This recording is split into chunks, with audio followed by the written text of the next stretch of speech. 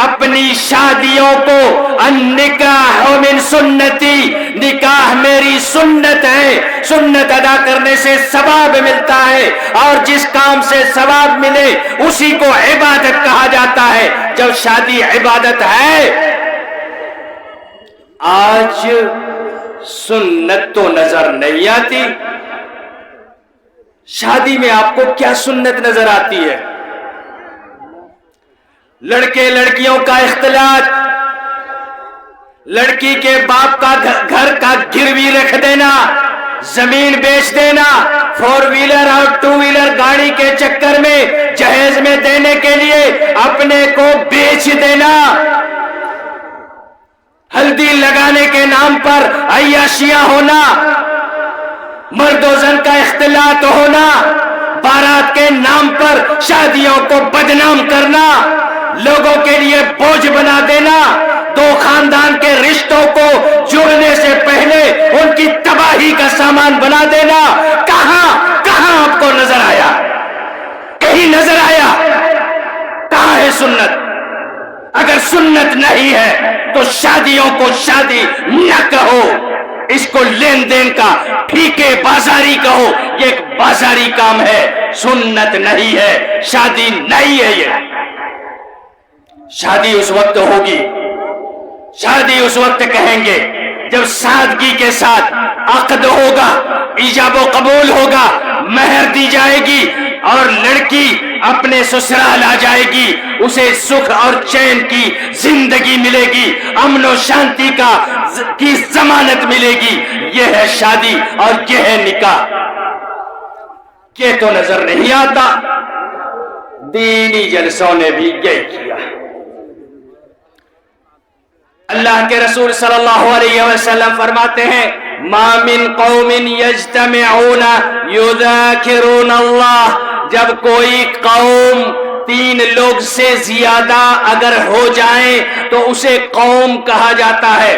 3 لوگوں سے زیادہ، الحمدللہ یہاں کافی زیادہ لوگ ہیں، 3 لوگوں سے زیادہ، کچھ لوگ بیٹھ کر اگر اللہ کا ذکر و اذکار کریں تو الا حفتہم الملائکہ، اللہ کے رحمت کے فرشتے اس مجلس کو ڈھانک لیتے ہیں، وغشیتہم الرحمہ، اور اللہ کی رحمت انہیں گھیر لیتی ہے، ونزلت علیہم السکینہ، اور اللہ تبارک و تعالیٰ کی طرف سے سکون و اطمینان کا نزول ہوتا ہے۔ اور جب یہ مجلس ختم ہوتی ہے، اللہ تبارک و تعالیٰ کا منادی اعلان کرتا ہے، قوموا مغفورین لکم، اٹھنے سے پہلے سنتے ہوئے جاؤ، گھر پہنچو گے تمہارے گناہ معاف ملیں گے، تمہارے نامہ اعمال میں گناہ نہیں ہوں گے۔ یہ فضیلت تھی ایک دینی مجلس کی، اور اس مجلس میں کیا ہوتا ہے؟ کیا ہوتا ہے دینی مجلسوں میں؟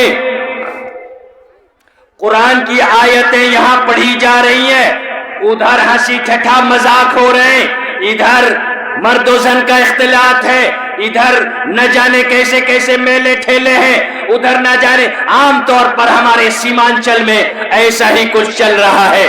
دینی مجلسوں کو ہم نے بگاڑ دیا ہے، جیسے نماز کو نماز رہنے نہیں دیا، روزے کو روزہ رہنے نہیں دیا، حج کو حج رہنے نہیں دیا، اس کو ایک ٹورزم بنا دیا ہے، ویسے ہی دینی مجلسوں کو بھی ایک ٹھیکیداری اور بازار بنا کے رکھ دیا ہے، بازار بنا دیا ہے اپنے جلسوں کو، اور یہ ہم نے کیا ہے۔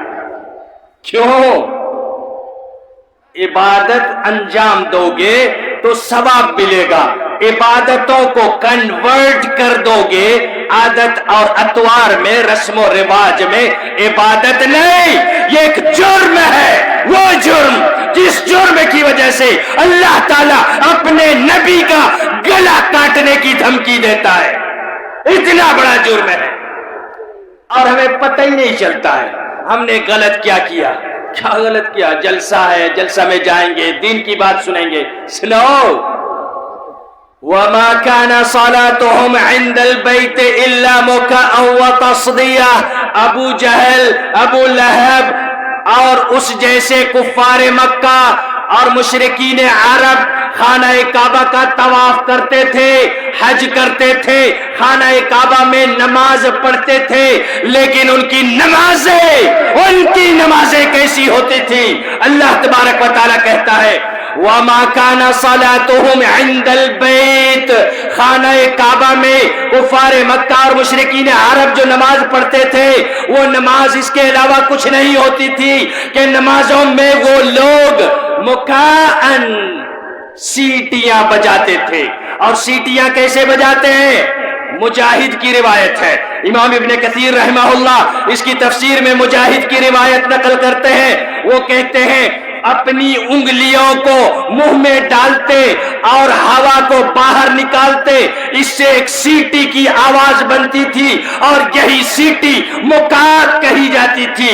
الا مکاء و تصدیہ، خانہ کعبہ میں جاتے نماز پڑھنے اور وہ سیٹیاں بجاتے، وہ تصدیہ کہتے ہیں تالیاں پیٹنا، تالیاں بجانا، تالیاں بجانا، یہ ان کی نماز تھی۔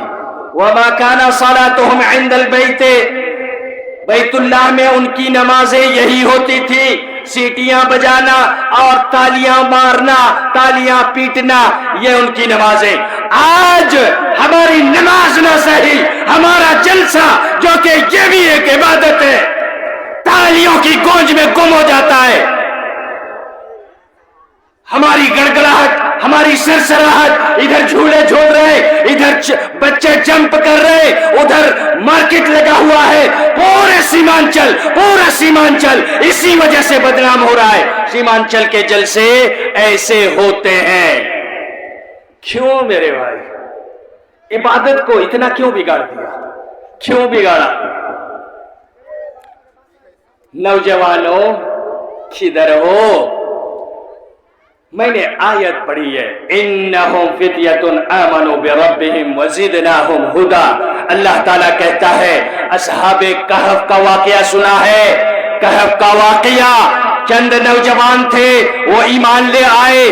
بادشاہ بڑا متکبر تھا، مشرک تھا، وہ سن لیتا کہ کوئی مسلمان ہو گیا اس کا گلا کاٹ دیتا تھا اور سارے لوگوں کو مار دیتا تھا۔ ان نوجوانوں نے، جو چند تھے، 5-7 نوجوان تھے، انہوں نے اسلام قبول کیا تھا اور دیکھا اگر يظهروا عليكم يرجموكم او يعيدوكم في ملتهم۔ نوجوانوں، دوستو، ہم نے اسلام قبول کیا ہے، ہمارا راجہ، ہمارا بادشاہ اتنا ظالم ہے، ان يظهروا عليكم، اگر اس پر ظاہر ہو گیا کہ ہم مسلمان ہو چکے ہیں، يعيدوكم يرجموكم، پتھر مار کے تمہیں ہلاک کر دے گا، یا نہیں تو اپنے مذہب میں واپس کر لے گا، گھر واپسی کرا لے گا۔ سورہ کہف ہے، پڑھو۔ کون تھے؟ انہم فتیۃ، وہ نوجوان تھے، آمنوا بربہم، اپنے رب پر ایمان لایا، وزدناہم ہدی، ہم نے ان کی ہدایت میں بڑھوتری کر دی، اضافہ کر دیا، ہم نے ان کی ہدایت میں اضافہ کر دیا۔ نوجوان تھے، اپنے دین کو بچانے کے لیے گھر سے نکلے، اگر بادشاہ کو پتہ چل گیا ہمیں یا تو قتل کر دے گا یا نہیں تو گھر واپسی کرائے گا، یعیدوکم فی ملتہم، گھر واپسی کروائے گا، ہم یہ دونوں نہیں ہو سکتے، دونوں کے لیے ہم راضی نہیں ہے، لہذا کیا کریں گے؟ ان نوجوانوں نے کہا چلو پہاڑ کے غار میں چھپ جاتے ہیں۔ ان کے ساتھ ایک کتا بھی تھا۔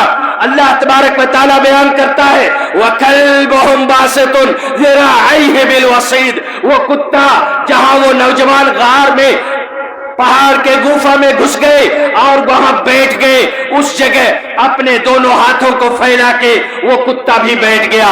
قرآن اس کتے کا ذکر کرتا ہے اور جب تک قیامت قائم نہیں ہوگی اس کتے کی کہانی پڑھی جاتی رہے گی اور قرآن کے الفاظ میں اس کتے کا نام موجود رہے گا۔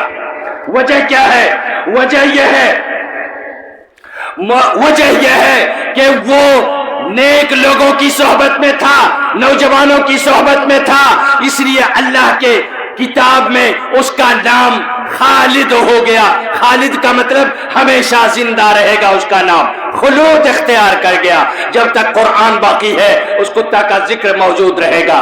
میرے بھائیوں، نوجوانوں، وہ نوجوان جو اپنے کو، کون سا نوجوان جو لپسٹک لگاتا ہے، وہ نوجوان جو کاجل لگاتا ہے، وہ نوجوان جو گالوں کو لال لال بناتا ہے پاؤڈر لگا کے، وہ نوجوان جو بیوٹی پارلر جا کر لڑکیوں کی شکل بناتا ہے، وہ نوجوان جو اپنے بالوں کو بڑھاتا ہے لڑکیوں کی طرح سے، وہ نوجوان جو فلٹر لگا کے ٹک ٹاک اور سنیپ چیٹ میں فلٹر لگا کے لڑکیوں جیسی بھولی صورت بنواتا ہے، وہ نوجوان نہیں ہے. وہ نوجوان وہ ہے جس کا ذکر اللہ تبارک و تعالیٰ کر رہا ہے. ایمان لایا انہوں نے اور اپنے ایمان کی حفاظت کے لیے گھر کو چھوڑا، اپنے خاندان کو چھوڑا، جا کے پہاڑ کے گوفے میں چھپ گئے. اللہ تبارک و تعالیٰ کہتا ہے وزیدناہم ہدی. آج کا نوجوان معاشرے کا ٹھیکیدار بنتا ہے لیکن غلط کاموں میں. کون ہے نوجوان؟ 5 منٹ لوں گا کیونکہ آج کا میرا موضوع ہے. شیخ 5 آئیں، شیخ آئیں جی. سب سے اہم ترین بات یہ تھی ہمارا نوجوان کن چیزوں میں وقت گزاری کرتا ہے. کئی دنوں بعد وقت آئے گا 25 دسمبر 26 دسمبر کرسمس ڈے. ہمارا یہی نوجوان جو سال بھر لڑکی بنتا پھر رہا تھا، یہ نوجوان پارٹیاں منا رہا ہوگا کسی بیچ میں، ندی کنارے، کسی گلی میں، کسی نکڑ پر، کسی میدان میں، صحرا میں چلا جائے گا، وہاں پکنک منا رہا ہوگا کہ اللہ پیدا ہوا اس بات کی خوشی میں جا کے پکنک منا رہا ہوگا کرسمس ڈے. اور چند دن بعد جب نیا سال آئے گا ہیپی نیو ایئر، خود بھی خوشیاں منائے گا، پکنک منائے گا. اور یہی نوجوان ہے جو لوگوں کے پاس جا کے دین کا ٹھیکیدار بنتا ہے. ہم دین کے لیے کچھ بھی کریں گے، جلسہ کریں گے، نماز کبھی نہیں پڑھے گا، کبھی نماز نہیں پڑھے گا، لیکن جلسوں کے لیے اپنی جان لٹا دے گا، کیونکہ جلسہ اس کے لیے صرف ایک انجوائمنٹ ہے، انجوائے کرتا ہے. ایک وقت فلموں میں جا کے انجوائے کرتے تھے، اب جلسوں میں وہی انجوائے کرتا ہے. اسی لیے جلسوں کا انعقاد کروانا چاہتا ہے نوجوان. نوجوانوں، اللہ تبارک و تعالیٰ پر الزام ہے کہ اللہ پیدا ہوا. اللہ تعالیٰ کہتا ہے لم یتخذ صاحبۃ ولا ولدا. اللہ کی نہ تو بیوی ہے نہ اس کے بچے ہیں.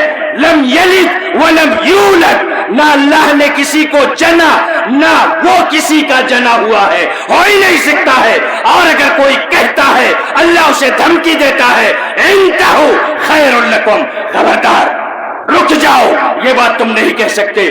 اللہ کا کوئی بیٹا نہیں. کرسمس ڈے یہ الزام ہے اللہ پر. میری ماں کو کوئی گالی دے کہ اس نے غلط ناجائز بچے کو جنم دیا، اس آدمی کو جا کے میں بولوں گا کنگریچولیشن، بدھائی ہو، تمہاری عید ہے، میری ماں پر تم نے الزام لگایا، اس کے لیے بدھائی ہو. یہی بدھائی یہی نوجوان دیتا ہے جا کے. کرسچن ہے، دوست ہے، کیا ہوا، ہیپی کہہ دیا یا کنگریچولیشن، یا ہم نے اسے اگر کچھ کہہ دیا کہ مبارک ہو تمہارے لیے تمہاری عید، تمہارا کرسمس ڈے، تو کیا ہو گیا؟ ہوا یہ کہ میرے رب کو وہ گالی دے رہا ہے. کرسمس ڈے کا مطلب وہ گالی دے رہا ہے میرے رب کو، اور جو رب کو گالی دے رہا ہے میں اسے بولوں گا مبارک ہو تم نے میرے رب کو گالی دی. پھر پکنک کس بات کی مناتے ہو؟ غلط ہے، بے راہ روی ہے. ہمارے شیخ آگے ہیں. میرے بھائی خاص طور سے اس مسئلے کو یاد رکھنا. اور کرسمس ڈے بہت ہی گھٹیا چیز ہے، اس پر میں کچھ کہنا چاہ رہا تھا. اللہ تبارک و تعالی ہمیں ان باتوں کو سمجھنے کی توفیق عطا فرمائے. ہم اپنے دین کو دین بنائیں اور ان کو رسومات اور رواج بننے سے بچانے کی کوشش کرنی ہوگی. اللہ تعالی ہمیں اس کی توفیق عطا فرمائے. اقول ما تسمعون واستغفر الله لي ولكم ولسائر المسلمين من كل ذنب فاستغفروه انه هو الغفور الرحيم. والسلام عليكم ورحمة الله وبركاته.